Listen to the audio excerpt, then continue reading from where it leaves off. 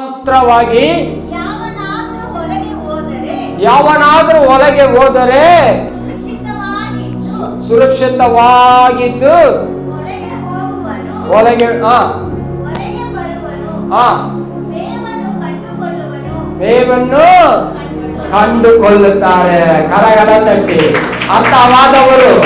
Hallelujah, hallelujah.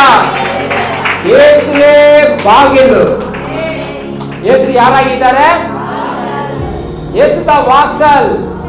ದೇವರೇ ಬಾಗಿಲು, ಯೇಸುವೇ ಬಾಗಿಲು. ಆ ಬಾಗಿಲು ಒಳಗಡೆ ಹೋಗ್ಕೊಂಡು ಬರುವಣ ಆದರೆ ಏನಮ್ಮ ರಕ್ಷಣೆ ಹೊಂದುತ್ತಾನೆ. ಏನಾಗುತ್ತಮ್ಮ ಕನ್ನಡದಲ್ಲಿ? ಸುರಕ್ಷಿತವಾಗಿ ಇರುವನು. ಯಾರು ಸುರಕ್ಷಿತವಾಗಿರ್ತಾರೆ? ಬಾಗಿಲು ಹೊರಗಡೆ ಬರುವನು. ಯಾವ ಬಾಗಿಲು? ಯೇಸುವಿನ ಬಾಗಿಲು. ಯೇಸುವೇ ಬಾಗಿಲು. ಯಾರು ಯೇಸು ಬಳಿಗೆ ಬರುತ್ತಾರೋ ಅವನು ಸುರಕ್ಷಿತವಾಗಿರ್ತಾನೆ. ಬಂದಿದ ಮೇಲೆ ಅವನ ಜೀವನದಲ್ಲಿ ಏನ್ ನಡೆಯುತ್ತೆ? ಪ್ರಶ್ನೆ ಕೇಳ್ಬೇಡ, ಓದಮ್ಮ. ಅವನು ಬಾಗಿಲು ಹೊರಗಡೆ ಬಂದಿದ ಮೇಲೆ ಏನಾಗುತ್ತೆ? ಹೊರಗೆ ಬರುವನು, ಮೇವನ್ನು ಕಂಡುಕೊಳ್ಳುವನು. ಹಲ್ಲೆಲೂಯಾ. ಎಷ್ಟು ಜನಕ್ಕೆ ಮೇವು ಬೇಕು? ಮೇವು ಇಲ್ಲ ಅಂದ್ರೆ ಫಲ ಏನಂತ ಹಾಕ್ಬಿಡ್ತೀರಾ? ಏನಾಗ್ತೀರಾ? ಮಾತಾಡ್ಬೇಕು. ಪ್ರತಿಯೊಬ್ಬರಿಗೂ ಮೇವು ಬೇಕು. ಹಲ್ಲೆಲೂಯಾ. ಪ್ರತಿಯೊಬ್ಬರಿಗೂ ஆகார ಬೇಕು. எல்லாருக்கும் சாப்பாடு வேணும். சாப்பாடு வேணும்னு ஒருவனும் சொல்ல முடியாது. ஒருவன் வாசல் வழியா வந்தா ரட்சிக்கப்படுவான். அவன் உள்ளோ புறமும் மேய்ச்சலை கண்டடைகிறான். வாசல் வழியா வந்தா, இயேசு கிட்ட வந்தாதான். இயேசு விட்டு தூரமா இருந்தா உனக்கு மேய்ச்சலே கிடையாது. மேய்ச்சல் இல்லாதவன் அங்கும் இங்கும் அலைந்து திரிவான். ಹಲ್ಲೆಲೂಯಾ. ಒಂದು ತಂದೆಗೆ 2 ಮಕ್ಕಳಿದ್ರು. ಅದರಲ್ಲಿ ಒಂದು ಮಗ ನನಗೆ ಆಸ್ತಿ ಕೊಟ್ಬಿಡು, ನನಗೆ ಭಾಗ ಮಾಡಿ ಕೊಟ್ಬಿಡು. ಆಸ್ತಿ ಇಸ್ಕೊಂಡ. ತಂದೆ ಕೊಟ್ರು. ಮಗನ ಚಿತ್ತವನ್ನು ನೆರವೇರಿಸಿದ್ರು. ಆಸ್ತಿ ತಗೊಂಡು ದೂರ ದೇಶಕ್ಕೆ ಹೋದ. ತಂದೆ ಕಣ್ಣಿಗೆ ಕಾಣದ ದೂರ ಹೋದ. ಅವನು ಇಷ್ಟ ಬಂದಂಗೆ ಜೀವನ ಮಾಡ್ತಾ ಜೀವಿಸ್ದ. ಪಾಪದಲ್ಲಿ ಬಿದ್ದ. ಅನೇಕ ಸ್ನೇಹಿತರುಗಳನ್ನು ಸೇರಿಸ್ಕೊಂಡ. ಎಲ್ಲ ಸ್ನೇಹಿತರುಗಳು ಯಾರಾಗಿದ್ದಾರೆ? ಹಾಳು ಮಾಡವ್ರೆ, ಕೆಟ್ಟವ್ರೆ, ಒಳ್ಳೆಯವ್ರೆ ಯಾರು ಇಲ್ಲ. ಹಣ ಇದ್ರೆ ನಿನ್ನ 10 ಜನ ಹುಡ್ಕೊಂಡ್ಬರ್ತಾರೆ. ನಿನ್ನ ಹತ್ರ ಹಣ ಇಲ್ಲ, ಅನುಕೂಲ ಇಲ್ಲ ಅಂದ್ರೆ ಯಾರು ನಿನ್ನ ಬಳಿಗೆ ಬರಲ್ಲ. ನಿನ್ನ ಹುಡ್ಕೊಂಬರೋ ಒಂದೇ ಒಂದು ದೇವರು ಯೇಸು ಕ್ರಿಸ್ತನ ಮಾತ್ರ. ಹಲ್ಲೆಲೂಯಾ.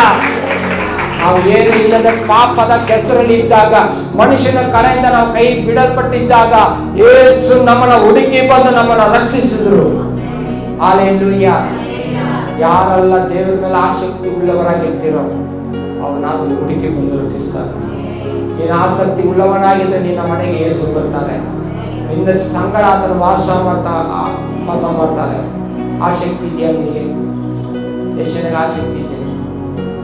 ಸಭೆ ಕುರಿತು ಆಸಕ್ತಿ ಇದೆಯಾ ನಿಮಗೆ? ಅರ್ಧ ಕೈ ಅಷ್ಟೇ, ಅರ್ಧ ಆಸಕ್ತಿ. ನೀವು ಎಷ್ಟು ಬಿತ್ತುತ್ತೀರ ಅಷ್ಟೇ ನೀನು ಕುಯ್ಯೋದು. Hallelujah, hallelujah. ಆರಾಧನೆ ಕುರಿತು ಒಂದು ಆಸಕ್ತಿ ಇರಬೇಕು. ದೇವರ ಮೇಲೆ ಒಂದು ಆಸಕ್ತಿ ಇರಬೇಕು. ಇವತ್ತು ವಾಕ್ಯಗಳನ್ನು ಓದ್ತಾ ಓದ್ತಾ ಓದ್ತಾ ಧ್ಯಾನ ಮಾಡ್ತಾ ಇದ್ದೀನಿ. ದೇವರೇ, ಈ ಸಭೆ ಕುರಿತು ಈ ಮೊದಲನೇ ವಾರದಲ್ಲಿ ಜನಗಳು ಬರ್ತಾ ಇದ್ದಾರೆ. ಅವ್ರು ಬೇಕಾಗಿರೋ ವಾಕ್ಯ, ಬೇಕಾಗಿರೋ ಅವ್ರಿಗೆ ಆಲೋಚನೆ, ನಾನು ಪ್ರಾರ್ಥನೆ ಮಾಡಿ ನಾನು ಒಂದೊಂದು ವಾಕ್ಯ ಹುಡುಕಿ ತೆಗೆದು ಇಡುವಾಗ ಇವತ್ತು ನಾವು ದೇವರಲ್ಲಿ ಭಯ ಇಲ್ಲದೆ, ಭಕ್ತಿ ಇಲ್ಲದೆ, ಆಸಕ್ತಿ ಇಲ್ಲದೆ ಏನೋ ಒಂದು ಕರ್ತವ್ಯಕ್ಕಾಗಿ ದೇವರನ್ನ ನಾವು ಹುಡ್ಕೊಂಡಿದ್ದೀವಿ. ಇವತ್ತು ನಿಜನಾ? ಒಂದು ಭಯ ಇಲ್ಲ. ದೇವರ ಹತ್ರ ಪ್ರಾರ್ಥನೆ ಮಾಡ್ತೀವಿ, ಪ್ರಾರ್ಥನೆಗೆ ಉತ್ತರ ಬರ್ತಿಲ್ಲ ಅಂತೀವಿ. ಆ ಪ್ರಾರ್ಥನೆಗೆ ಉತ್ತರವನ್ನು ನಾವು ಪಡ್ಕೊಳ್ಳೋದಕ್ಕೆ ನಾವು ಸರಿಯಾಗಿ ಪಾತ್ರನಾಗಿ ನಾವು ಇದ್ದೀಗ. ಚಿಂತೆ ಮಾಡಿ ನೋಡಿ. ಕರ್ತನ ಪಂದಿ ಇಲ್ಲಿ ಇದೆ. ನಾವೇನ್ ಮಾಡ್ತೀವಿ? ಪ್ರಾರ್ಥನೆ ಮಾಡ್ತೀವಿ, ಪಾಸ್ಟರ್ ಕೊಡ್ತಾರೆ, ತಗೊಂಡು ತಿಂದು ಹೋಗ್ತಾ ಇದ್ದೀವಿ. ದೇವರು ನೋಡ್ತಾ ಇದ್ದಾರೆ ಎಲ್ಲ. ಕರ್ತನ ಪಂದಿಗೂ ನಾವು ನಿಜಗಸ್ತರಾಗಿರಬೇಕು. ಎಷ್ಟು ಜನ ಬೆಳಿಗ್ಗೆ ಪ್ರಾರ್ಥನೆ ಮಾಡ್ಕೊಂಡು ಬಂದಿದ್ದೀರಾ? ಇವತ್ತು ಆರಾಧನೆ ಇದೆ, ನಾನು ಪ್ರಾರ್ಥನೆ ಮಾಡ್ಬಿಟ್ಟು ನಾನು ಬರಬೇಕು, ಸಿದ್ಧರಾಗಿ ಬಂದಿದ್ದೀರಾ ದೇವರ ಬಳಿಗೆ? ಸಿದ್ಧ ಇಲ್ಲದೆ ಬರೋದಲ್ಲ, ದೇವರ ಹತ್ರ ತಯಾರಿಯಿಂದ ಬರಬೇಕು, ತಯಾರಾಗಿ ಬರಬೇಕು. ದೇವರೇ, ನಾನು ನಿನ್ನ ಸಂವಿಧಾನಕ್ಕೆ ನಾನು ಬರ್ತಾ ಇದ್ದೀನಿ, ಇವತ್ತು ತಂದೆ ಮನೆಗೆ ನಾನು ಹೋಗ್ತಾ ಇದ್ದೀನಿ, ನಾನು ಸಿದ್ಧವಾಗಿ ನಾನು ಹೋಗಬೇಕು ಅನ್ನೋ ಉದ್ದೇಶ, ಒಂದು ಆಸಕ್ತಿ ನಮ್ಮಲ್ಲಿ ಇರಬೇಕು. ಆಸಕ್ತಿ ಇಲ್ಲದವರಿಗೆ ದೇವರು ಕಾಣಿಸ್ಕೊಳ್ಳೋದಿಲ್ಲ. ದೇವರ ಪ್ರಸಕ್ತೆ ಪ್ರತ್ಯಕ್ಷ ಆಗೋದಿಲ್ಲ. ಅರ್ಥ ಆಗುತ್ತಾ? ಸುಮ್ಮನೆ ಬರೋದಕ್ಕೆ ಆಗಲ್ಲ. ஹல்லேலூயா. தேவ சர்வ ஞானி. அவர் சர்வ ஞானியா இருக்கிறார். அவருக்கு மறைவானது ஒன்றும் கிடையாது. ஹல்லேலூயா. ಈ ತಿಂಗಳು ನಮಗೆ ವಾಗ್ದಾನ ಕೂಟ ಇತ್ತು. ಎಷ್ಟು ಜನ ಬಂದ್ರಿ? ನಿಮ್ಗೆಲ್ಲ ಆಶೀರ್ವಾದ ಬೇಡವಾ? ಆಶೀರ್ವಾದ ಬೇಡ ಅನ್ನೋ ಕೈ ಎತ್ತಿ. ಎಲ್ಲರಿಗೂ ಬೇಕು. ಹೆಂಗ್ ಬರುತ್ತೆ? ನೀವು ಬಂದಿಲ್ಲ ಅಂದ್ರೆ ಹೆಂಗ್ ಬರುತ್ತೆ ವಾಗ್ದಾನ? ಇಲ್ಲ ಪಾಸ್ಟ್ ಎದ್ದೊಳಕ್ ಆಗಲ್ಲ. ನೀನ್ ಏನ್ ಅನ್ಕೊಂತೀಯ ಅದೇ ನಿನ್ಗೆ ಆಗೋದು. ಓದಿ ವಾಗ್ದಾನ ತಗೊಂಡು ಕೀರ್ತನೆ 62:5 ವಚನ. ನನ್ನ ಮನವೇ ದೇವರನ್ನೇ ನಂಬಿ ನನ್ನ ನಿರೀಕ್ಷೆಯು ಯಾರಿಂದಲೇ? ஆத்தனிந்தலே. நின்ன நிರೀಕ್ಷೆ, உன்னுடைய நம்பிக்கை. நீ எதை நம்பி இருக்கிற? யாருக்கும் நம்பிக்கை இல்லையா?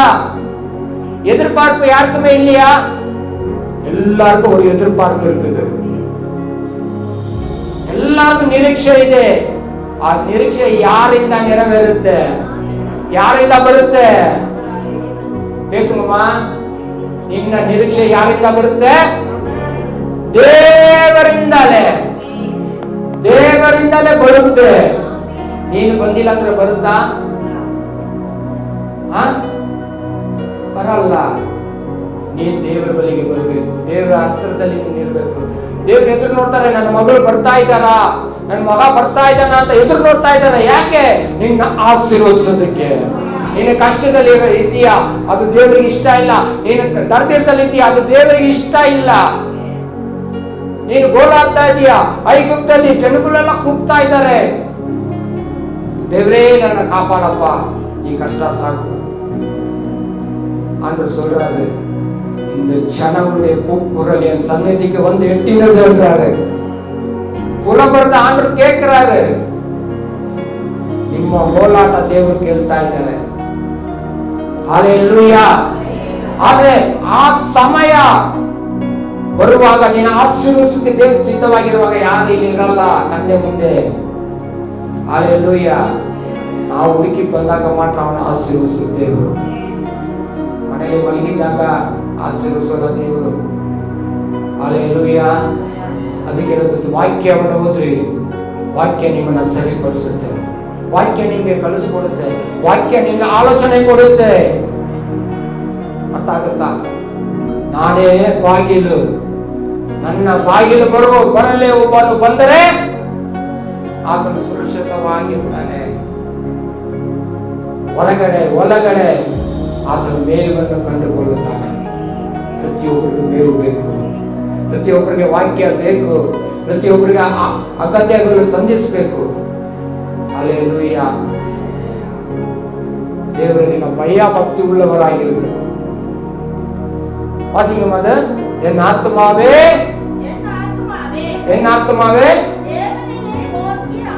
தேவனையே நோக்கி நீ அமர்ந்திரு, நீ காத்திரு, நீ ஜெபம் பண்ணு.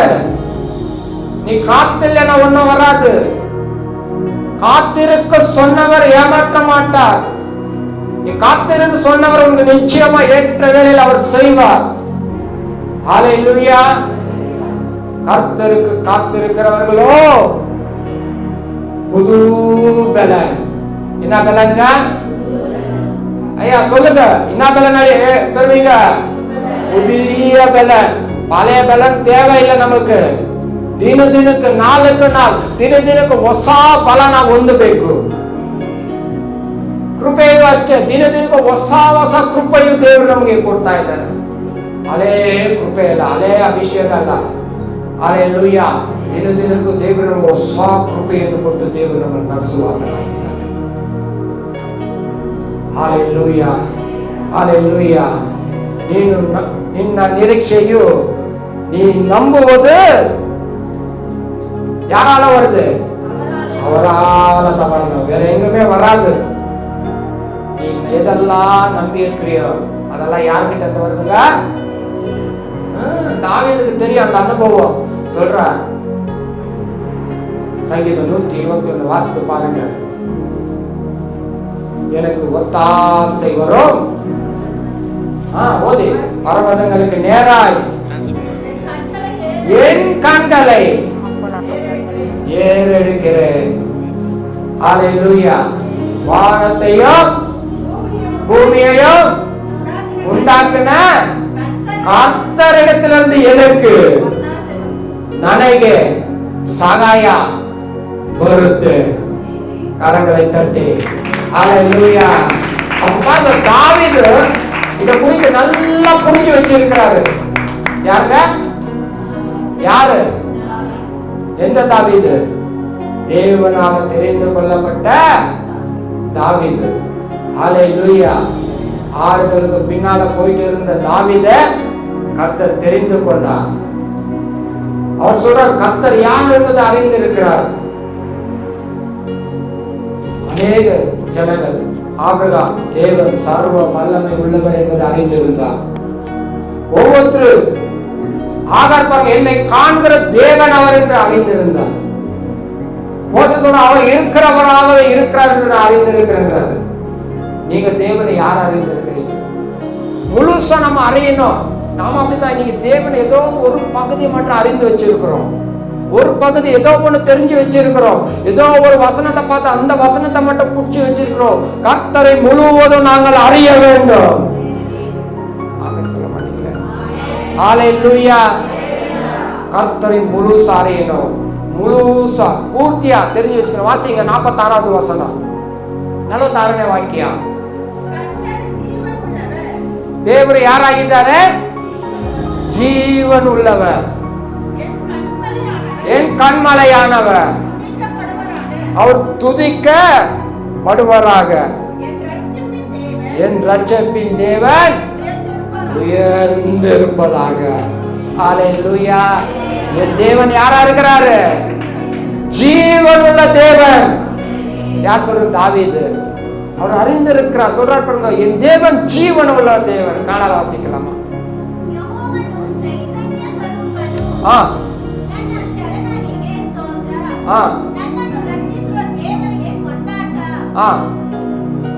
அஷ்டேனா. ஹல்லேலூயா. பாருங்க, தமிழ்ல ரொம்ப நல்லா இருக்குது. அவர் ஜீவன் உள்ளவர். ஹல்லேலூயா. அவர் ஜீவன் உள்ள ஒரு தேவனாய் இருக்கிறார்.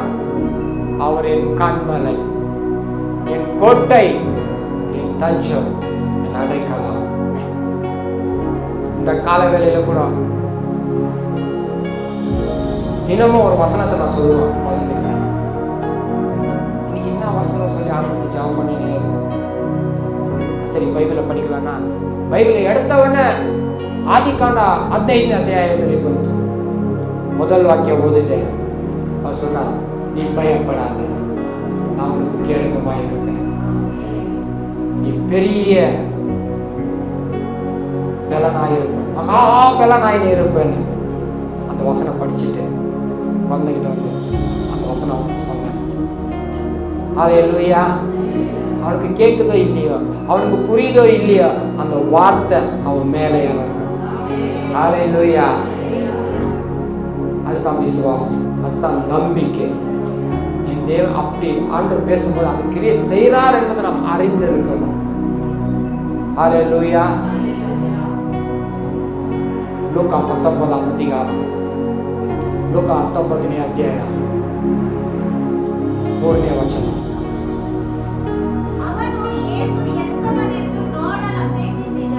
ಆತನು ಯೇಸು ಎಂತವನೆಂದು. ಹಲ್ಲೇಲೂಯಾ.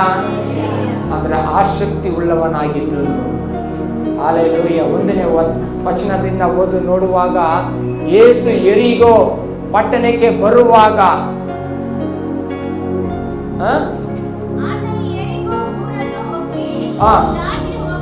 ದಾಟಿ ಹೋಗುತ್ತಿರುವಾಗ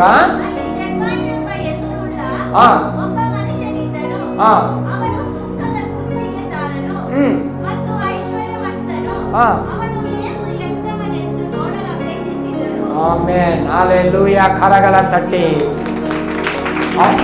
ಅವನು ಯಾರಾಗಿದ್ದನು? ಸುಂಕದವನು, ಐಶ್ವರ್ಯಂತವನು. ಅವನು ಯಾವ ಕೊರತೆಯೂ ಇಲ್ಲ. ಅವನಿಗೆ ಬೇಕಾದಷ್ಟು ಐಶ್ವರ್ಯ ಅವನಿಗಿದೆ, ಅಧಿಕಾರದಲ್ಲಿದ್ದಾನೆ. ಆದ್ರೆ ಅವನಲ್ಲಿ ಒಂದು ಕೊರತೆ ಏನು? ಯೇಸು ಎಂತವರು, ಯೇಸು ಯಾರು ನಾನು ನೋಡಬೇಕು. ನೋಡ್ತಾನೆ, ಯೇಸು ನೋಡಕ್ಕಾಗಿಲ್ಲ. ಕಾರಣ ಸತ್ಯವೇದದಲ್ಲಿ ಬರೆಯಲ್ಪಟ್ಟಿದೆ, ಅವನು ಕುಳ್ಳುಗಿದ್ದ ಅಂತ. ಅದರಿಂದ ಯೇಸುನ ನೋಡಕ್ಕಾಗಿಲ್ಲ. ಜನಗಳು, ಅನೇಕ ಜನಗಳು ಇದ್ದಾರೆ ಯೇಸು ಬಳಿಗೆ. ಯೇಸು ನೋಡಕ್ ಆಗ್ತಾ ಇಲ್ಲ. ಪರವಾಗಿಲ್ಲ ಬಿಡು, ನೋಡಕ್ ಆಗ್ತಾ ಇಲ್ಲ ಅಂತ ಹೇಳಿ ಅವನು ವಾಪಸ್ ಹೋಗಿಲ್ಲ. ಚಾಲೆಂಜ್ ಆಗಿ ಅವನ ಜೀವನದಲ್ಲಿ ತಗೊಂಡ, ಯೇಸು ನಾನು ನೋಡ್ಲೇಬೇಕು, ಯೇಸು ಎಂತವರು ನಾನು ನೋಡ್ಲೇಬೇಕು. ಹೋಗಿ ಮುಂದಕ್ಕೆ ಹೋಗಿ ಒಂದು ಮರದ ಮೇಲೆ ಹತ್ತಿ, ಅಂಜರದ ಮರದ ಮೇಲೆ ಹತ್ತಿ ಯೇಸು ನೋಡಕ್ ಕಾಯ್ತಾ ಇರ್ತಾನೆ. ಯೇಸು ಈ ದಾರಿಯಲ್ಲಿ ಮಾರ್ಗದಲ್ಲಿ ಬರಬೇಕು, ನಾನು ನೋಡ್ತೀನಿ. ಯೇಸು ಬಂದ್ರು. ಯೇಸುನ ಅವನು ನೋಡಿಲ್ಲ, ಅವನನ್ನು ಯೇಸು ನೋಡಿದ್ರು. ನಿನಗೆ ಯೇಸು ಮೇಲೆ ಆಸಕ್ತಿ ಇದ್ರೆ ದೇವರು ನಿನ್ನ ನೋಡ್ತಾನೆ. ನೀನು ಮಾಡಬೇಕಾದ ಯಾರು ಆಸಕ್ತಿ உள்ளவராக அவனை தேவ சேவைக்காக ஆரம்பித்தார். பக்தி உள்ளவனை கர்த்தர் தமக்காக தெரிந்து கொள்றாரு. அப்ப உன்னை தெரிஞ்சுக்கணுமா, உன்னை ಕರ್ತರ್ பயன்படுத்தணுமா, ನಿನ್ನ ಉಪಯೋಗಿಸ್ಕೋಬೇಕಾ ದೇವರು. ಪರಲೋಕಕ್ಕೆ ನೀನು ಒಬ್ಬ ಕೆಲಸಗಾರನಾಗಿ ನೀನು ನಿಲ್ಲಬೇಕಾ. ಯಾರಿಗೋ ಕೆಲಸ ಮಾಡ್ತೀರಾ, ಯಾರಿಗೋ ಕೈ ಕೆಳಗಿರ್ತೀರಾ. ದೇವರಿಗೆ ಕೆಲಸ ಮಾಡೋದು ನಮಗೆ ಭಾಗ್ಯ. தேவனுக்காக வேலை செய்வது ஒரு பாக்கியமான ஒரு காரியம். சும்மா செய்ய வேண்டாம். நீ சும்மா செஞ்சாலும் கர்த்தர் அதுக்கு பலன் கொடுக்கிறாரு. கர்த்தர் சும்மா யாருக்கு வேலை வாங்குறது கிடையாது. ஹல்லேலூயா. கர்த்தர் பொறுப்பு எல்லாம் அவர் எடுத்து, அவர் குடும்ப பொறுப்பு எல்லா பாரத்தையும் அவர் எடுத்துக் கொள்றாரு. நீ அவருக்கு மட்டும் வேலை செஞ்சா போதும். ஹல்லேலூயா. சபை நம்பது இல்லை, சபை கீட்டாமது நான் யாரும் கிளீன் பண்றதுக்கு நிறைய பேருக்கு ಆಸಕ್ತಿ ಇಲ್ಲ. ನಾಳೆ ಆರಾಧನೆ ನಡೆಯುತ್ತೆ, ಇಲ್ಲಿ ಸಭೆಗೆ ನಾನು ಹೋಗ್ಬೇಕು, ನಾನು ಹೋಗಿ ಕ್ಲೀನ್ ಮಾಡಬೇಕು, ನಾನು ಗುಡಿಸ್ಬೇಕು. ನಾಳೆ ಅನೇಕರು ಬರ್ತಾರೆ, ನಾಳೆ ಆರಾಧನೆ ನಡೀತಾ ಇದೆ, ಈ ಸ್ಥಳ ಪರಿಶುದ್ಧವಾಗಿರ್ಬೇಕು, ಕ್ಲೀನ್ ಆಗಿರ್ಬೇಕು. ಯಾರ್ದಾದ್ರು ಸೂಚಿಸ್ತಾ ಇದೆ ಅದ ರೀತಿ. ನಮ್ಗೆ ಊಟ ಮಾಡಕ್ ಟೈಮ್ ಇಲ್ಲ ಪಾಸ್ಟರ್. Hallelujah, hallelujah. ತೀರ್ಮಾನ ತಗೊಳ್ಳಿ. ನನ್ನ ಸಭೆ, ನನ್ನ ಕೆಲಸ. ಸಭೆ ಕಟ್ಟಿದ್ರೆ ದೇವರು ನಿನ್ನ ಮನೆ ಕಟ್ತಾರೆ, ನಿಮ್ಮ ಮನೆ ಕಟ್ತಾರೆ. ಎಷ್ಟೋ ಜನ ಇವತ್ತು ಮನೆಗೆ ಕಟ್ತಾ ಇಲ್ಲ. ಮನೆಯಲ್ಲಿ ಸಮಸ್ಯೆಗಳು, ಕುಟುಂಬದಲ್ಲಿ ಸಮಸ್ಯೆಗಳು ಎಲ್ಲ ಇದ್ರು, ಮನೆಯಲ್ಲಿ ಸಮಾಧಾನಗಳು ಇಲ್ಲ. ಸಭೆ ಕಟ್ಟು, ನಿನ್ನ ಕುಟುಂಬ ದೇವರು ಕಟ್ತಾರೆ, ನಿನ್ನ ಮಕ್ಕಳನ್ನ ದೇವರು ಕಾಪಾಡ್ತಾರೆ. ಬೇಕಾ ಅಗತ್ಯಗಳ ಸ್ವಲ್ಪ ನಿನ್ನ ತಲೆ ಬಗ್ಸಿ ಹೋಗೋದಕ್ಕೆ ದೇವರು ಬಿಡೋದಿಲ್ಲ. ತಲೆ ಎತ್ತಿ ನಿಲ್ಲುವಾಗೆ ದೇವರು ನಿನ್ನ ಮಾರ್ಪಡಿಸ್ತಾರೆ. ಯಾಕಂದ್ರೆ ನನ್ನ ದೇವರು ನಂಬಿಕಸ್ಥನು, ನಂಬಿದವನು ಅದನ್ನು ಕೈ ಬಿಡುವ ದೇವರಲ್ಲ. ಹಲ್ಲೇಲೂಯಾ. ದೇವರು ಯಾರಾಗಿದ್ದಾರೆ ನಾವು ಕೀರ್ತನೆಯಲ್ಲಿ ಓದಿದ್ವಿ. நம்ம பார்த்தோம், அவர் ஜீவனுள்ள என் கண்மலை, கர்த்தரின் ஜீவனுள்ள. தாவீது அப்படிதான் அறிந்திருந்தார். யோபு தேவனை அறிந்திருந்தார். தாவீது ಕಾಲಕ್ಕೂ ಯೇಸು ಸ್ವಾಮಿ ಕಾಲಕ್ಕೂ ನೋಡುವಾಗ 3000 ವರ್ಷ. யோபு ಹೇಳ್ತಾರೆ, ನನ್ನ ದೇವರು ಜೀವಂತವಾಗಿದ್ದಾರೆ, என் மீட்பர் உயிரோடு இருக்கிறார். யோபு எந்த அளவுக்கு தேவனை அறிந்து வச்சிருக்கிறாரு பாருங்க. நாம் என்ன செய்யணும்? தேவனை அறிந்திருக்கிறார். கர்த்தர் நல்லவர் என்பதை ருசித்து பார்க்கணும். பார்க்கிற மனுஷன் அவன் யாரா இருக்கிறா? பாக்கியவா. சொல்லுங்க, பாக்கியவா. ಯಾರು? ರುಚಿತು பார்க்கிற ಮನುಷ್ಯன். ಒಂದು ದಿನ ಪ್ಯಾಲೇಸ್ ಗ್ರೌಂಡ್ ಅಲ್ಲಿ ದೊಡ್ಡ ಮೀಟಿಂಗ್ ನಡೀತಾ ಇದೆ, ಕ್ರೈಸ್ತರ ಮೀಟಿಂಗ್ ಕೂಟ. ಅವಾಗ ನೋಡುವಾಗ ಗ್ರೌಂಡ್ ಅಲ್ಲಿ ದೊಡ್ಡ ಪುಸ್ತಕ, ಕ್ಯಾಸೆಟ್ಗಳು, ಟೀ, ಕಾಫಿ ಎಲ್ಲ ವ್ಯಾಪಾರಗಳು ನಡೀತಾ ಇದೆ ಸುತ್ತ. ಆ ಸ್ಥಳದಲ್ಲಿ ನಾನು ಒಂದು ರೌಂಡ್ ಹೋದೆ. ಏನೇನೆಲ್ಲ ಬುಕ್ಸ್ಗಳಿದೆ, ಏನೇನೆಲ್ಲ ಸಿಡಿಗಳು ಮಾಡ್ತಾ ಇದ್ದಾರೆ, ಏನೇನೆಲ್ಲ ವ್ಯಾಪಾರ ನಡೀತಾ ಇದೆ. ನಮ್ಗೆ ಸಿಗ್ತಿರೋದು ಇಲ್ಲಿ ಏನಾದ್ರೂ ಇದೆಯಾ ನೋಡಿದೆ, ಹೊಸ ಬೈಬಲ್ಗಳು ಏನೋ ಸೇಲ್ ಆಗ್ತಾ ಇದೆಯಾ ಎಲ್ಲ ಹುಡ್ಕೊಂಡು ಹೋಗ್ತಾ ಇದೆ. ಒಂದು ಅಂಗಡಿಗೆ ಹೋದಾಗ ಅವ್ರೇನಾದ್ರು ಒಂದು ಕಲ್ಲೆ ಬೀಜ ಪ್ಯಾಕೆಟ್ ತಗೊಳ್ಳಿ ಸರ್, 10 ರೂಪಾಯಿ. ನಾನು ಯೋಚನೆ ಮಾಡಿದೆ, ಕಲ್ಲೆಕಾಯಿ ಬೀಜ ಎಲ್ಲ ನಮ್ಮ ಮನೆ ಹತ್ರನೇ ಸಿಗುತ್ತೆ ಬೇಕರಿಯಲ್ಲಿ, ಅದನ್ನ ಯಾಕೆ ಇಲ್ಲಿಂದ ತಗೊಂಡೋಗ್ಬೇಕು? ನಾನು ಮನೆ ಹತ್ರ ಸಿಗದೆ ಇರೋದು ಇಲ್ಲಿ ಏನಾದರೂ ಸಿಕ್ಕಿದ್ರೆ ನಾನು ಕೊಂಡ್ಕೊಳ್ಳೋಣ ಅಂತೇಳಿ ಹುಡುಕ್ತಾ ಇದ್ದೀನಿ. ಅವಾಗ ಆ ಅಂಗಡಿಯವ್ರು ಬಿಟ್ಟಿಲ್ಲ. ಇಲ್ಲ ಸರ್, ಜಸ್ಟ್ 10 ರೂಪೀಸ್ ತಗೊಳ್ಳಿ, 10 ರೂಪಾಯಿ ಅಷ್ಟೇ. ನಾನು ಬೇಡಪ್ಪ, ಕಲ್ಲೆ ಬೀಜ ಎಲ್ಲ ನಮ್ಮ ಮನೆ ಹತ್ರನೇ ಸಿಗುತ್ತೆ, ಬೇಕಂದಾಗ ನಾನು ತಗೊಂಡು. ಅವನು ನೋಡ್ದ, ಒಂದು ಪಾತ್ರೆಯಲ್ಲಿ ಅರ್ಧ ಕಲ್ಲೆ ಬೀಜ ಇದೆ, ಅದನ್ನ ಬಾಚಿಗೆ ಕೊಟ್ಟ. ಒಂದು 5 ಬೀಜ ಇತ್ತು ಅಷ್ಟೇ. ಒಂದೊಂದು ಬೀಜ ಗೋಲಿ ಸೈಜಲ್ಲಿ ಇದೆ. ಆ ಥರದ್ದು ಇದಕ್ಕೆ ಮುಂಚೆ ಆ ಸೈಜ್ ಬೀಜ ಕಲ್ಲೆ ಬೀಜ ನಾನು ನೋಡೇ ಇಲ್ಲ. ತಗೊಂಡು ಬಾಯಲ್ಲಿ ಹಾಕ್ತಾ ಇದ್ದೀನಿ. ಸ್ವೀಟ್ ಆಗಿದೆ, ಖಾರ ಇದೆ, ಸಾಲ್ಟ್ ಇದೆ, ತುಂಬ ಚೆನ್ನಾಗಿತ್ತು. ಅದು ನುಂಗಕ್ಕೆ ಮನಸ್ಸಿಲ್ಲ, ಬಾಯಲ್ಲಿ ಆಗಿತ್ತಾ ಇದ್ದೀನಿ ಹಾಕ್ಕೊಂಡು. ಇವಾಗ ತುಂಬ ಬಂದ್ಬಿಡ್ತು ಕುರ್ಕುರೆ, ಲೇಸು, ಆ ಥರ ಟೇಸ್ಟ್ ಅಲ್ಲ. ನಾನು ಹೇಳೋದು ಹಳೇ ಕಾಲ, 30 ವರ್ಷ ಮುಂಚೆ. ಅವಾಗ ಲೇಸು, ಕುರ್ಕುರೆ ಅದೆಲ್ಲ ಯಾವುದು ಇದ್ದಿಲ್ಲ. ಇವಾಗ ಅದೆಲ್ಲ ನಾವು ತಿಂದು ಇವಾಗ ನಮ್ಗೆ ಗೊತ್ತಾಯ್ತು. ಅದು ತಿಂದಿದ ತಕ್ಷಣ ನಾನೇನು ಮಾಡಿದೆ, ನಮ್ಮ ಮಕ್ಕಳು ನನಗೆ ಬಂತು, ತಗೊಂಡೋಗಿ ನನ್ನ ಮಕ್ಕಳಿಗೆ ಬೇಡ ಬೇಡ ಅಂತ ಇದ್ದು. ನಾನು ಏನು ಮಾಡಿದೆ ಗೊತ್ತಾ, 40 ರೂಪಾಯಿ ಕೊಟ್ಟು 4 ಪ್ಯಾಕೆಟ್ ತಗೊಂಡೆ. 4 ಪ್ಯಾಕೆಟ್ ತಗೊಳ್ಳೋದಕ್ಕೆ ಕಾರಣ ಏನು? ನಾನು ಅದನ್ನು ತಿಂದು ರುಚಿ ನೋಡಿದೆ. ಹಲ್ಲೆಲೂಯಾ. ದೇವರು ಒಳ್ಳೆಯವರು ಎಂಬುದು ನೀನು ತಿಂದು ರುಚಿ ನೋಡುವಾಗ ನೀನು ಅದನ್ನು ಬಿಡೋದಿಲ್ಲ. ನಿನ್ನ ಹಿಂದಕ್ಕೆ ಎಲ್ಲಿದ್ರು ನೀನು ಬಿಡಲ್ಲ. ನನಗೆ ದೇವರೇ ಮುಖ್ಯ, ಅವರೇ ನನಗೆ ಜೀವ, ಅವರೇ ನನಗೆ ಸತ್ಯ. ಆತನಿಗೆ ನಂಬಿಕೆಯಾಗಿರ್ತೀನಿ. ಹಲ್ಲೆಲೂಯಾ. ಒಂದು ವಾಕ್ಯ ನಾವು ಓದೋಣ. 115ನೇ ಕೀರ್ತನೆ ತಗೊಳ್ಳಿ. ಸಂಗೀತ 115 2, 3 வாசிக்கலாம்.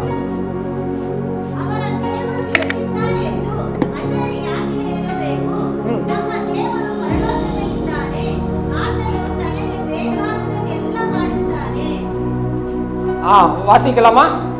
2. அவர்களுடைய தேவன் இப்பொழுது எங்கே என்று புறஜாதிகள் சொல்வானே.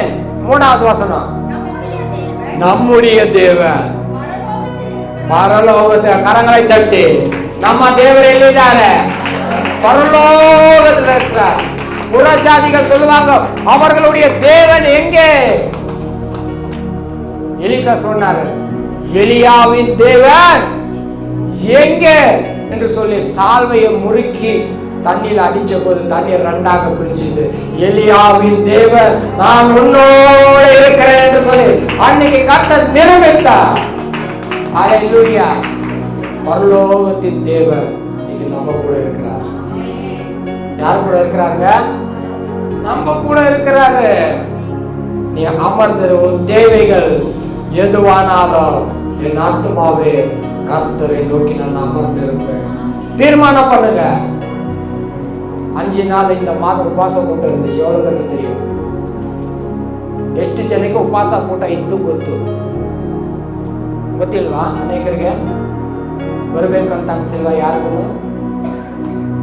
ಹಲ್ಲೆಲೂಯಾ. ಉಪವಾಸ ಕೂಟಕ್ಕೆ ಬರ್ಬೇಕಂತ ಯಾರಿಗೂ ಅನ್ಸಿಲ್ವಾ? ದಾವೀದ ಹೇಳ್ತಾನೆ, ನನ್ನ ಮನವೇ ಯೆಹೋವನನ್ನೇ ಕೊಂಡಾಡು. ಕೀರ್ತನೆ 103 ಹೋಗ್ಬಿಟ್ರು. நான் சொல்றது சங்கீதம் 62, சங்கீதம் 103 அல்ல. என் ஆத்மாவே கர்த்தரை ஸ்தோத்திரி சொல்லி பாஸ்டர் முடிக்க வச்சிடலான்னு பாக்குறாங்க. முடிக்க மாட்டேன். ஹல்லேலூயா. சரி படிக்கலாம். சங்கீதம் 62:5.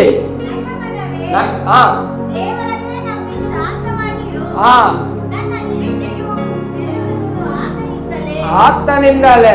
ಹಲ್ಲೆಲೂಯಾ. ಯಾರಿಂದ? ಯಾರಿಂದ? ಆತನಿಂದ. ನೀನು ಮಾಡ್ಬೇಕಾದ್ರೆ ಕೆಲಸ ಒಂದೇ ಒಂದು, ದೇವರ ಸಮ್ಮುಖದಲ್ಲಿ ಇರೋದು. 5 ದಿನ ಉಪವಾಸ ಕೂಟ ಇತ್ತು. ಆಯಾ ಬಿಡು, ನೋಡ್ಕೊಳ್ಳೋಣ, ದೇವರು ನೋಡ್ತಾನೆ ಇರ್ತಾನೆ. ಒಂದು ಮಾತ್ರ ತಿಳ್ಕೊಳ್ಳಿ, ನಿನ್ನ ಹೃದಯದಲ್ಲಿ ನೀನು ಏನ್ ತೀರ್ಮಾನ ಮಾಡ್ತೀಯ ಅದೇ ನಿನಗೆ ಉತ್ತರ. ಅರ್ಥ ಆಗುತ್ತಮ್ಮ? ಅರ್ಥ ಆಗುತ್ತಾ? ನಿನ್ನ ಹೃದಯದಲ್ಲಿ ದೇವರಿಗಾಗಿ, ನಿನ್ನ ಆತ್ಮೀಯ ಜೀವನಕ್ಕಾಗಿ ನೀನು ಏನ್ ತೀರ್ಮಾನ ಮಾಡ್ತೀಯ ಅದೇ ಆಗೋದು. ನಾನು ನೋಡ್ಬಿಟ್ಟಿದ್ದೀನಿ ನನ್ನ ಜೀವನದಲ್ಲಿ. ನಾನು ದೇವ್ರಿಗಾಗಿ ನನ್ನ ಒಪ್ಪಿಸಿಕೊಟ್ಬಿಟ್ಟು, ನಾನು ಯಾವಾಗ ರಕ್ಷಣೆ ಹೊಂದಿದ್ನೋ ಅವತ್ತಿಂದ ಇವತ್ತುವರೆಗೂ ನನಗೆ ಗೊತ್ತು, ನಾನು ಎಷ್ಟು ದೇವರಿಗೆ ಸಮಯ ಕೊಡ್ತೀನಿ ಅಷ್ಟು ಸಮಯ ದೇವ್ರು ನನಗೆ ಕೊಡ್ತಾರೆ. ನೀವು ದೇವ್ರಿಗಾಗಿ ಸಮಯ ಕೊಡಿ. ಎಷ್ಟೋ ಜನ ಭಾನುವಾರ ಕೂಡ ಕೆಲ್ಸಕ್ಕೆ ಹೋಗ್ಬಿಡ್ತಾರೆ. ಭಾನುವಾರ ಕೆಲ್ಸಕ್ಕೆ ಹೋದ್ರೆ ಕಾಸು ಸಿಗುತ್ತೆ, ಆರಾಧನೆಗೆ ಹೋದ್ರೆ 2 ಅವರ್ ಕೂತ್ಕೊಂಡ್ರೆ ಏನ್ ಸಿಗುತ್ತೆ? ಹಲ್ಲೆಲೂಯಾ. ನಿನಗೆ ದುಡಿಯೋದಕ್ಕೆ ಬಲ ಕೊಡೋದೇ ಆರಾಧನೆ. ತಿಳ್ಕೊಳ್ಳಿ, ದೇವ್ರನ್ನ ಆರಾಧನೆ ಮಾಡಿದಾಗ ದೇವ್ರು ಬಲ ಕೊಡ್ತಾರೆ ನಿನಗೆ ದುಡಿಯೋದಕ್ಕೆ. ದೇವರೇ ಬೇಡ ಅಂತ ಒದಗಿಸಿ ಹೋದಾಗ ನೀನು ನಂಬುವುದು ಬರೋದಿಲ್ಲ. ನಾನು ಯಾಕೆ ಹೇಳ್ತಾ ಇದ್ದೀನಿ ಅಂದ್ರೆ, ಈ ವಾಕ್ಯ ಎಲ್ಲ ನಾನು ಧ್ಯಾನ ಮಾಡುವಾಗಲೇ, ಈ ದಿನಕ್ಕೆ ವಾಕ್ಯ ನಾನು ರೆಡಿ ಮಾಡುವಾಗಲೇ ನಡೀತಾ ಇದೆ ನನಗೆ. ಸುಮ್ಮನೆ ಯಾರಿಗೂ ದೇವ್ರ ಆಶೀರ್ವದಿಸೋದಿಲ್ಲ. ಅರ್ಥ ಮಾಡ್ಕೊಳ್ಳಿ. ಸುಮ್ಮನೆ ದೇವ್ರ ಆಶೀರ್ವಾದ ಕೊಟ್ಬಿಡ್ತಾರ? ಸುಮ್ಮನೆ ಬಂದು ಕುತ್ಕೊಂಡ್ರೆ ಆಶೀರ್ವಾದ ತಗೊಂತ ಕೊಟ್ಬಿಡ್ತಾರ? ಆಶೀರ್ವಾದ ಪಡ್ಕೊಳ್ಳೋಕೆ ನಾವು ಪಾತ್ರನಾಗಿರ್ಬೇಕು. ದೇವರಲ್ಲಿ ಭಯ ಭಕ್ತಿಯಾಗಿರ್ಬೇಕು. ನಾನು ಸುಮ್ಮನೆ ವಾಕಿಂಗ್ ಹೋಗೋಣ ಅಂತ ಹೋಗ್ತಾ ಇದ್ದೀನಿ. ಧರ್ಮಸ್ಥಳ ಬೇಕ್ರಿ ಹತ್ರ ಜನ ತುಂಬಿಟ್ಟಿದ್ದಾರೆ. ಅವಾಗ ಮನೆಗಳೆಲ್ಲ ಕಮ್ಮಿ. ಇಲ್ಲಿ ಅಲ್ಲಿ ಕಡೆಯವರು ಬಂದು ಇಲ್ಲಿ ಗಾರೆ ಕೆಲಸ ಮಾಡೋರು ಏನು ಮಾಡೋರು, ಟೆಂಟ್ ಹಾಕೊಂಡು ಮನೆಗೆ ಅಲ್ಲಿ ಇರ್ತಾ ಇದ್ರು ಖಾಲಿ ಸೈಡಲ್ಲೆಲ್ಲ. ಅದರಲ್ಲಿ ಒಂದು ಹುಡುಗಿಗೆ ದೆವ್ವ ಹಿಡ್ಕೊಂಡ್ಬಿಡುತ್ತೆ. ನಾನು ಕೇಳ್ಕೊಂಡು ಹೋಗ್ತಾ ಇದ್ದೀನಿ, ಏನು ಅಷ್ಟೊಂದು ಜನ ಇದ್ದಾರೆ, ಸರಿ ಹೋಗೋಣ ನೋಡೋಣ ಅಂತ. ಯಾರ ಹುಡುಗಿಗೆ ದೆವ್ವ ಹಿಡ್ಕೊಂಡ್ಬಿಡುತ್ತೆ ಅಂತ ಓದ್ತಾ ಇದ್ದೆ. ನಂಗೆ ರಿವರ್ಸ್ ಮನೆಗೆ ಓಡ್ ಬಂದ್ಬಿಟ್ರೆ, ದೆವ್ವನ ಬೇಡಪ್ಪ ನಮ್ಮ ಸಹವಾಸ. ಹಲ್ಲೆಲೂಯಾ. ಎಲ್ಲರಿಗೂ ಭಯನೇ, ದೆವ್ವ ಅಂದ್ರೆ ಭಯ. ಯಾಕಂದ್ರೆ ಅವನು ಇರೋದು ಕೊಲ್ಲೋದು, ಅಲಿಸೋದು, ನಾಶ ಪಡಿಸೋದಕ್ಕೆ ಅವನು ಇರೋದು. ಅವನೇನಾದ್ರೂ ನಮ್ಗೆ ಜೀವ ಕೊಡೋಕ್ಕೆ, ಬಲಪಡಿಸೋದಕ್ಕೆ, ಅಗತ್ಯ ಸಂಧಿಸೋಕ್ಕೆ, ನಮ್ಗೆ ಸಹಾಯ ಮಾಡೋಕ್ಕೆ ಅವನು ಬರ್ತಾನ? ಬರೋದಿಲ್ಲ. ನಮ್ಮನ್ನು ಮನುಷ್ಯನ ಹಾಳು ಮಾಡೋದಕ್ಕೆ ಸೈತಾನ ಬರೋದು. ಅದು ನೀವು ಸ್ಥಳ ಕೊಟ್ರೆ. ಆದ್ರೆ ನಾವು ದೇವರಲ್ಲಿ ಬಲ ಹೊಂದುವಾಗ ಸೈತಾನ ದೇವರ ಮುಂದೆ ಅವನು ಏನಿಲ್ಲ. ಅದಕ್ಕೆ ವಾಕ್ಯ ಹೇಳುತ್ತೆ, ಲೋಕದಲ್ಲಿ ಇರುವವನಿಗಿಂತ ನನ್ನ ದೇವರು ದೊಡ್ಡವನಾಗಿದ್ದಾನೆ. ಕರಗಳ ತಟ್ಟಿ ಹಲ್ಲೆಲೂಯಾ. ಈ ಲೋಕದಲ್ಲಿ ಇರುವವನಿಗಿಂತ ನನ್ನ ದೇವರು ಯಾರಾಗಿದ್ದಾರೆ? ದೊಡ್ಡವರಾಗಿದ್ದಾರೆ. ನೋಡಿ, ಕೀರ್ತನೆ 100 ವಾಸಿಕಲಮ್ಮ, ಇನ್ನೊಂದು ವಾಸ ಮತ್ತೆ ಸಂಗೀತ 18 ಇರ್ತದೆ, 25 ವಾಸಿಕಲ.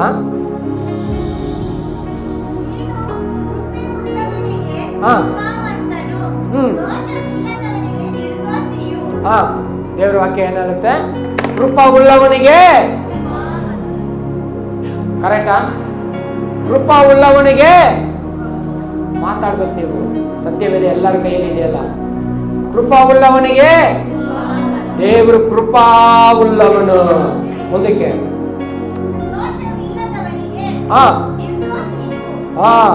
ಮತ್ತೆ ಹಂಗೆ ಓದ್ಕೊಂಬರಮ್ಮ. 26 ಶುದ್ಧವನಿಗೆ ದೇವರು ಯಾರಾಗಿದ್ದಾರೆ? ಪರಿಶುದ್ಧನಾಗಿದ್ದಾರೆ. ಮುಂದಕ್ಕೆ ஹல்லேலூயா. வார்த்தை என்ன சொல்லுது? தயவு உள்ளவனுக்கு நீர் தயவு உள்ளவராகவும், உத்தமனுக்கு உத்தமனாகவும், புனிதனுக்கு புனிதனாகவும், மாறுபாடு உள்ளவனுக்கு மாறுபாடு உள்ளவனாகவும், கெட்டவனுக்கு மாத்தாடுவே கெட்டவனாகவும், இயேசுவை விட்டு தூர போறவங்களுக்கு சொல்லுங்க, அவரும் தூரம் போவாங்க. நீ எதை செய்ய அதை தான் அவரு. நீ கிட்ட வந்தா அவர் கிட்ட வருவாரு. ನೀನು ಹತ್ತಿರದಲ್ಲಿ ಬಂದ್ರೆ ಆತನ ಹತ್ತಿರದಲ್ಲಿ ಬರ್ತಾನೆ. எவ்வளவு பேருக்கு புரியுது? எவ்வளவு பேருக்கு புரியுது? நமக்கு 1000 வசனம் வாக்கு தத்தங்கள் வேதத்தில் இருக்குமா? எல்லா வாக்கு தத்தங்களும் ಅದ್ಭುತ செய்யದಿಲ್ಲ. ಅರ್ಥ ಆಗುತ್ತಾ? 1000 ವಾಗ್ದಾನ ಇದ್ರು 1000 ವಾಗ್ದಾನ ನಮ್ಗೆ ಆಶೀರ್ವಾದ ಕೊಡಲ್ಲ. ನೀನು ಯಾವ ಸತ್ಯವ ಅರಿತರೆ ಮಾತ್ರ ಸತ್ಯ ನಿನ್ನ ಬಿಡುಗಡೆ ಆಗುತ್ತೆ. எந்த வார்த்தை அறிந்து கொள்றீ அதுதான் உங்களுக்கு விடுதலை. சத்தியத்தை நீ அறியணும். வசனம் தெரிஞ்சா மட்டும் அதை அறியணும். நான் நம்புவது அவரால வரும். சொல்லுங்க, இந்த மாதம் நம்புவது அவரால வரும். அது ஆரோக்கியமா இருக்கலாம், பணம் தேவையா இருக்கலாம், வேலை காரியமா இருக்கலாம். நீ எதை நம்புறியோ அது அவரால வரும். ஹல்லேலூயா. நம்புங்க. தேவ சமூகத்தில் உட்காருங்க.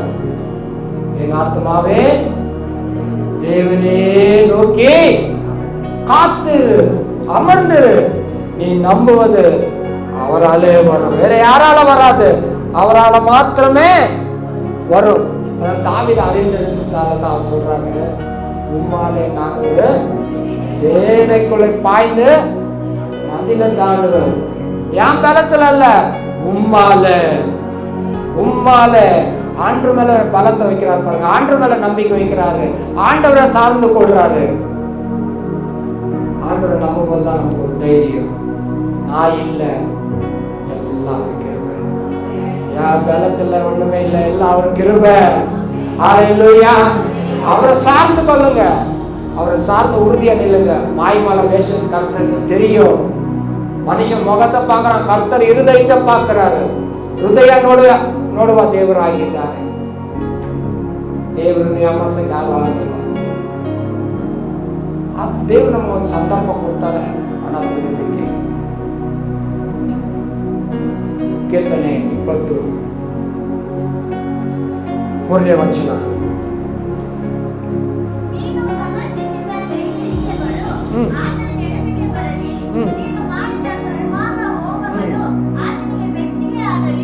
ಆಮೆನ್. ಹಲ್ಲೇಲೂಯಾ.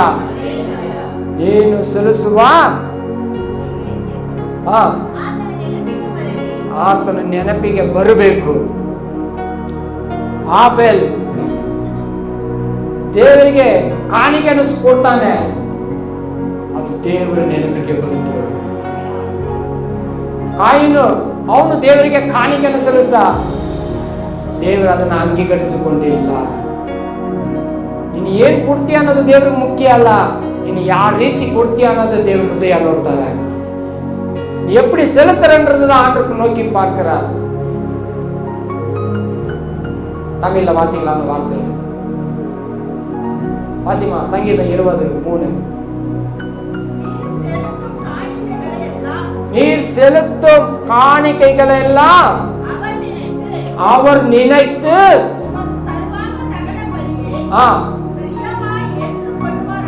அவர் பிரியமா என்ன பண்ணுமா? ஏற்றுக்கொள்ளணும். அவர் என்ன செய்யணுமா? அவர் ஏற்றுக்கொள்ளணும். இயேசு கிறிஸ்து மாம்சத்துல வெளிப்பட்டாரு. ஏன்? உனக்கு ஒரு ನೋವು போது ನಿನಗೆ ನೋವು ಬಂದಾಗ ಆತನಿಗೆ ನೋವುತ್ತೆ. ನಮಗೆ ಒಂದು ಗಾಯ ಬಿದ್ದು ನೋವು ಕಾಣಿಸ್ಕೊಂತೀವಲ್ವಾ, ನೋವು ಬರುತ್ತಲ್ವಾ, ಅದೇ ರೀತಿ ಅವ್ರಿಗೂ ನೋವು ಕಾಣಿಸ್ಕೊಳ್ತಾರೆ. ಮನುಷ್ಯನ ಕಷ್ಟ ಏನಂತ ಅವ್ರಿಗೆ ಮನುಷ್ಯನಾಗಿ ಹುಟ್ಟುಕೊಂಡು நீங்க அழுதுற ஆத்தனும் கூட அழுதானே. புரியுதுங்களா? நீங்க அழும் போது அவரும் அழுகுறாரு. கர்த்தர் வேடிக்கை பார்க்கறது கிடையாது. ஐயோ என் பிள்ளைங்க அழுகுறாங்களேன்னு சொல்லி அழுகிறாரு. உனக்கு நோவு வரும்போது அவருக்கும் நோவுது. உன்னை தொடுகிறவன் என் கண்மணியை தொடுகிறான் என்று சொல்லுகிறார். புரியுதுங்களா? நமக்காக நமக்கு தேவன் நிற்கிறாங்க பட்சத்துல நம்ம தான் மறந்துடுறோம். நமக்கு யாரு இல்ல யாரு இல்ல யாரு இல்ல அப்படின்னு நினைக்கிறோம். தேவன் நம்ம பட்சத்துல இருக்கிறார். ஒவ்வொருத்தரும் பட்சத்துல இருக்கிறார். ஒரு நாள் விட போறதில்லை. நான் உன்னை விட்டு விலகுவதும் இல்லை, உன்னை கைவிடுவதில்லை. வாக்கு பண்ணின தேவன் உண்மை உள்ளவர். சொன்னவர் செய்யாமல் இல்லை, உங்க கூட தான் இருக்கிறாரு. நாம தான் நினைச்சுக்கிறோம் கர்த்தர் இல்லை, ஏன் எனக்கு இந்த பிரச்சனை அது இதுன்னு. பிரச்சனை அவர்கிட்ட இல்ல, நம்ம கிட்ட இருக்குது. யார்கிட்ட இருக்கு பிரச்சனை? சொல்லுங்க, யார்கிட்ட இருக்கு பிரச்சனை? நீ காலையில ஜாம் பண்ணிட்டு வந்தீங்களா? பைபிள் படிச்சீங்களா? கர்த்தருடைய வார்த்தைகளை கை கொண்டு நடக்கிறீங்களா? கீழ்படுறீங்களா? அவருக்கு முக்கியத்துவம் கொடுக்குறீங்களா? முதலாவது தேவர் ராஜ்யத்தையும் அவர் நீதியை நம்ம தேடுறோமா? இல்ல. ஆனா கர்த்தர் நம்ம என்ன செய்யணும்? நாம நினைச்சதெல்லாம் நடக்கணும். இல்லைன்னா ஏசப்பா ஏன் ಮಾಡಿದ್ರು? ಏನು ಮಾಡಿಲ್ಲ. ಕರೆಕ್ಟಾ? நிறைய பேர் சொல்றது இதுதான். ಈ ಸಭೆಗೆ ಹೋಗಿದ್ದೀನಿ, ಈ ಸಭೆಯಲ್ಲಿ ಏನ್ ನಡೀತಿಲ್ಲ, ಏನು ನಡೆದಿಲ್ಲ. ನೀನು ಹುಡುಕುವುದು ಕರೆಕ್ಟ್ ಆಗಿ ಹುಡುಕಿದ್ರೆ ನಿನಗೆಲ್ಲ ನಡೆಯುತ್ತೆ. ನೀನು ನೆನೆಸ್ಕೊಳ್ಳೋದಕ್ಕೂ ಹೆಚ್ಚಾಗಿ ದೇವರು ನಿನ್ಗೆ ಅದ್ಭುತ ಮಾಡ್ತಾರೆ. எபேசியர் 23 வாசிக்கலாம். 3:20 எபேசியர்.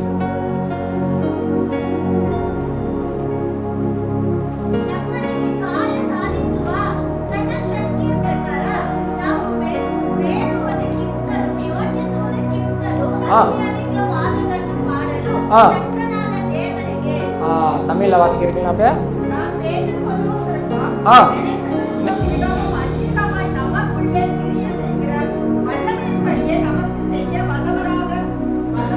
வல்லவராக இருக்கிறார். ஹல்லேலூயா. ಬೇಡಿಕೊಳ್ಳುವುದಕ್ಕೂ ಯೋಚಿಸುವುದಕ್ಕೂ ಅಧಿಕವಾಗಿ ಅಧಿಕವಾಗಿ ಅರ್ಥ ಆಗುತ್ತಾ? ನೀನು ಸ್ವಲ್ಪ ಎದುರು ನೋಡ್ತೀಯ, ಅದಕ್ಕಿಂತ ಹೆಚ್ಚಾಗಿ அதிகமா உனக்கு செய்ய அவர் வல்லவராக இருக்கிறார். சந்தேகப்படக்கூடாது. இந்த ஆவிக்குரிய காரியத்தில் ஆத்மீய ஜீவிதದಲ್ಲಿ வேத வாக்கியம் எழுது கடுங்கால அளவு போதாது, முழங்கால அளவு போதாது. எந்த அளவு இருக்கணும்? இடுப்பு அளவு இருக்கணும். என்னது? தண்ணி. ஆவிக்குரிய காரியம் ಕಾಲು ಪಾದ ಮಟ್ಟಕ್ಕೆ ನೀರಲ್ಲಿ ನಿಂತ್ಕೊಂಡ್ಬಿಟ್ಟು ಈಜು ಹೊಡಿ ಅಂದ್ರೆ ಹೊಡಿತೀಯ ನೀನು? ಹೊರ್ತು ನೋಡಿ, ಮೈಯೆಲ್ಲ ನೀರಿರಲ್ಲ, ಕೆಸರೇ ಇರೋದು. ಇವತ್ತು ಅನೇಕರು ಹಾಗೆ ಕಾಲಷ್ಟು ಮೊಳಕಾಲಷ್ಟು ನೀರಲ್ಲಿ ಹೋಗ್ಬಿಟ್ಟು ಉಳ್ತಾ ಇದ್ದಾರೆ. ಉಳ್ಳಿ ಪಾಪದ ಕೆಸರಲ್ಲಿ ಕಾಣಿಸ್ಕೊಳ್ತಾ ಇದ್ದಾರೆ. ನಿನಗೆ ಸೊಂಟದಷ್ಟು ನೀರಲ್ಲಿ ನೀನು ಈಜು ಹೊಡಿಬೇಕು. அந்த அளவுக்கு நீ வரணும், மேல வரணும். நேற்று இருந்த ஆவிக்குரிய அனுபவம் இல்ல, இன்னைக்கு அதை விட அதிக அதிக அதிக நாளுக்கு நாள் நீ ஆவிக்குரிய காரியத்தை நீ பழகி பெருகணும். சொல்ல மாட்டீங்களே? ஆமை சொல்லிட்டு அதோட விட்டுறக்கூடாது, அதை கை கொண்டு நடக்கணும். புரியுதுங்களா? வளருங்க, பக்தியில வளருங்க. உங்களை கண்டு சைத்தான் நடுங்கணும். கர்த்தருடைய பந்திக்கு சாதாரணம் கிடையாது. எங்க மனைவி சொல்லுவாங்க, ஒரு வாட்டி பந்திக்கு மட்டும் வராங்க, ஏன் அவங்களுக்கெல்லாம் கொடுக்குற? ஆவிக்கிற விஷயத்துல ஒரு மாற்றமும் இல்லை. ஆனா ஓப்பனா போய் அவங்கள்ட்ட சொல்ல முடியாது. நமக்கு தெரியும், பாஸ்டர் எல்லாமே தெரியும். நம்ம ஆடுகளை பத்தி அவங்களுக்கு தெரியாதா? கர்த்தர் சொல்றார், என் ஆடுகள் என் சத்தத்துக்கு செவி கொடுக்கும். ஆடுகளை குறித்து அறிந்திருக்கா? தன் ஆடுகளை அவர் பெயர் சொல்லி அழைக்கிற தேவன். அவர் மெய்ப்பெருக்கும் தெரியும். சொல்லுவாங்க, உங்களுக்கெல்லாம் ஏங்க கொடுக்குறீங்க ராபசன் எல்லாம்? சும்மா அமுச்சு விட்டுரு. ஏன்னா அவங்களுக்கு தெரியும், சபையை குறித்து அசட்டை பண்றாங்க, ராபசனை குறித்து அசட்டை பண்றாங்க. அதெல்லாம் சும்மாவா? அதுக்கு எவ்வளவு பிரயாசப்படுறோம், ஜெபிக்கிறோம், ஆண்டு சம்பந்தம் உட்காரோம், ஜெபிக்கிறோம், புல்பீட்டில் உட்காந்து ஜெபிக்கிறோம், கண்ணீர் அங்கே உளுந்து கிடக்குது, இங்க இருக்கு. சும்மாலாம் கிடையில. ஹல்லேலூயா. சும்மா உள்ளே வந்து சும்மா எல்லாம் செய்ய முடியாதுங்க. கண்ணீர் இந்த பகுதியில். ஹல்லேலூயா. சொல்லுவேன், வேணாಮ இருக்கட்டும், ಇರ್ಲಿ, ಓಡಿಸ್ಬಿಟ್ರೆ ಎಲ್ಲಿ ಹೋಗ್ತಾರೆ? ನಾವು ಬೈದು ಆದ್ರೆ ಅವ್ರನ್ನ ಸರಿಪಡಿಸೋಣ ಅಷ್ಟೇ, ಇನ್ನೇನ್ ಮಾಡಕ್ಕೆ? ಅದೇ ಓಡಿಸಿದ್ರೆ ಎಲ್ಲಿ ಹೋಗ್ತಾರೆ? ಸರಿಪಡಿಸೋಣ, ಸರಿಯಾಗಬೇಕು. ಮಾರ್ಕ್ 11:25. ಪಡಿಮಾ. ನೀವು ನಿಂತು ಪ್ರಾರ್ಥಿಸುವಾಗ ಜಪ ಮಾಡಬಹುದು.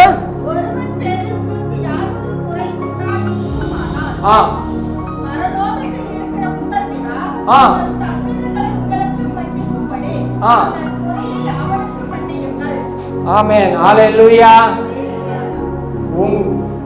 நீங்க நின்று ஜெபம் பண்ணும்போது ஒருவன் உங்க பேர்ல உங்களுக்கு யாவது ஒரு குறையும் இருந்தா பரலோகத்தில் இருக்கிற உங்கள் பிதா தப்பிதங்களை உங்களுக்கு மன்னிக்கும்படி அந்த குறைகளை ಅವನಿಗೆ ನೀங்க என்ன செய்யணுமா? நீங்க மன்னிக்கணும். ನಿಮ್ಮ ಕೊರತೆಗಳು, ನಿಮ್ಮ ತಪ್ಪುಗಳು ಪರಲೋಕದಲ್ಲಿ ಇರುವ ದೇವರು ನಿಮ್ಮನ್ನು ಕ್ಷಮಿಸಬೇಕಂದ್ರೆ ನೀವು ಏನ್ ಮಾಡಬೇಕು?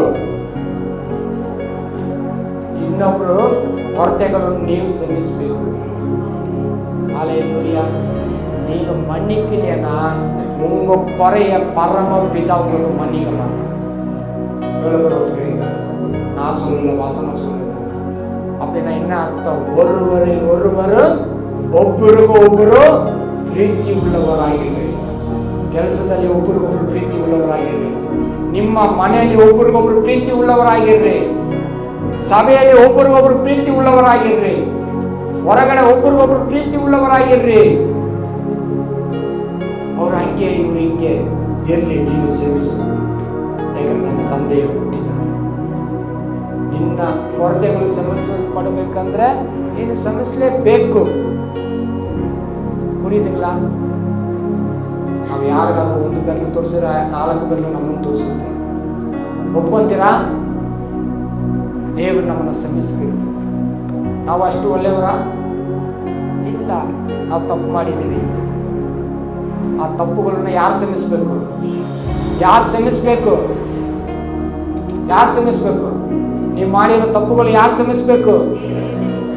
ದೇವರು ಕ್ಷಮಿಸಬೇಕಂದ್ರೆ ನೀವು ನಿಮ್ಮ ಎದುರುಗಡೆ ನಿಮ್ಗೆ ವಿರೋಧಿಗಳು ಅಂತಿರಲ್ಲ, ನಿಮ್ಗೆ ಇಷ್ಟ ಇದ್ದವ್ರು ಇರ್ತಾರಲ್ಲ, உங்களை பிடிக்காதவங்க இருக்கிறாங்க இல்லையா, சொந்தக்காரங்க இருக்கலாம், ஃப்ரெண்ட்ஸுங்க இருக்கலாம், யாராக இருக்கலாம், கடன் வாங்கிட்டு இருக்கலாம், உங்களுக்கு ஏமாத்திட்டு போனவங்க கூட இருக்கலாம், யாரே இருಬೋದು.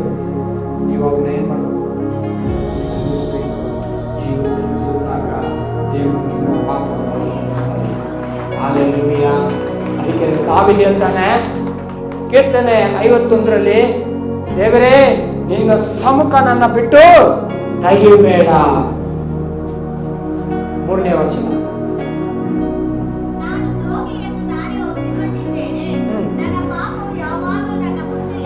ನಾನು துரோகினே. நமக்கு தெரியும். நிறைய பேருக்கு ಈಗ ಅರ್ಥ ಆಗಲ್ಲ. ಒಂದು ರಹಸ್ಯ ಹೇಳ್ಕೊಡ್ತೀನಿ ನೋಡಿ. ಒಬ್ಬ ಮನುಷ್ಯ ಸಾಯೋ ಪರಿಸ್ಥಿತಿಯಲ್ಲಿ ಇನ್ನು ಅರ್ಧ ಗಂಟೆಯಲ್ಲಿ ಆ ಮನುಷ್ಯ ಸಾಯ್ತಾನೆ, ಜೀವ ಅವನ ಶರೀರ ಬಿಟ್ಟು ಹೋಗುತ್ತೆ. ಆವಾಗ ಮಾತ್ರ ಅವನಿಗೆ ಗೊತ್ತು, ಈಗ ನಾನು ಸಾಯ್ತಾ ಇದ್ದೀನಿ, ಖಂಡಿತ ನಾನು ಪರಲೋಕಕ್ಕೆ ಹೋಗಲ್ಲ, ಖಂಡಿತ ನಾನು ನರಕಕ್ಕೆ ಹೋಗಲ್ಲ. ಅವ್ನಿಗೆ ಗೊತ್ತು, ನರಕಕ್ಕೆ ಹೋಗ್ತಾನ ಪರಲೋಕ ಹೋಗ್ತಾನ ಅನ್ನೋದು ಅವನಿಗೆ ಗೊತ್ತು. ಆ ಟೈಮಲ್ಲಿ ದೇವರು ಶ್ರಮಿಸ್ತಾನೆ. ಇವಾಗ ಗೊತ್ತಾಗಲ್ಲ, ಅನೇಕರು ಪರಲೋಕ ಹೋಗ್ತೀವ, ನರಕ ಆಮೇಲೆ ನೋಡ್ಕೊಳ್ಳೋಣ. ಆ ಟೈಮಲ್ಲಿ ಏನು ಮಾಡೋಕ್ಕಾಗಲ್ಲ. ನಿಮ್ಮನ್ನ ತಯಾರು 11ನೇ ವಚನ ಹೋಗಮ್ಮ. ನಿನ್ನ ಸನ್ನಿಧಿಯಿಂದ ನನ್ನನ್ನು ತಳ್ಳಬೇಡ. ನಿನ್ನ ಪರಿಶುದ್ಧ ಆತ್ಮವನ್ನು ನನ್ನಿಂದ ತೆಗಿಬೇಡ. ದಾವೀದನಿಗೆ ಗೊತ್ತು, ಅವನು ಪಾಪ ಮಾಡಿದಾಗ ಪ್ರವಾದಿ ಬಂದು ತಿಳಿಸ್ತಾರೆ, ಅವಾಗ ದೇವರಿಗೆ ಶಿಕ್ಷೆ ಕೊಡ್ತಾರೆ. ನೋಡಿ, ಅದಕ್ಕೆ ಓದಿ ಒಂದು ವಾಕ್ಯ. 1 ಪೇತ್ರ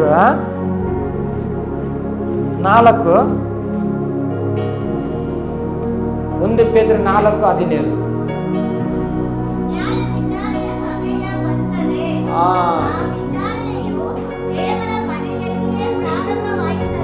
ஆமென். ನೋಡ್ದಾ?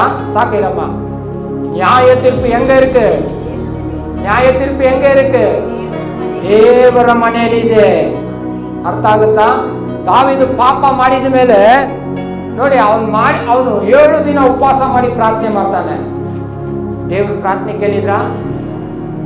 ಕೇಳಿದ್ರ ಪ್ರಾರ್ಥನೆ ಕೇಳಿಲ್ಲ. 7 ದಿನ ಉಪವಾಸ ಮಾಡ್ತಾನೆ, ಪ್ರಾರ್ಥನೆ ದೇವರು ಕೇಳಿಲ್ಲ. ದೇವ್ರ ಎಲ್ಲ ಪ್ರಾರ್ಥನೆ ಕೇಳೋದಿಲ್ಲ. ದೇವರು ನಮ್ಮ ಪ್ರಾರ್ಥನೆ ಕೇಳಬೇಕಂದ್ರೆ ನಾವು ಅದಕ್ಕೆ ಮಾತ್ರ ಉಳ್ಳವರಾಗಿರ್ಬೇಕು, ಯೋಗ್ಯರಾಗಿರ್ಬೇಕು. ಹಲ್ಲೆಲೂಯ. ಅದಕ್ಕೆ ಎಷ್ಟೋ ಜನ ದೇವ್ರು ನನಗೆ ಏನು ಮಾಡಿಲ್ಲ, ದೇವ್ರು ಏನು ಮಾಡಿಲ್ಲ ಅಂತ. ದೇವರು ಮೋಸಗಾರಲ್ಲ, ದೇವರು ನಿಜಾಗಸ್ತನು. ನಾವೇನಾಗಿರ್ಬೇಕು, ನಾವು ನಂಬಿಗಸ್ತನಾಗಿ ನಿಜಾಗಸ್ತ ದೇವರಿಗೆ ಇರಬೇಕು.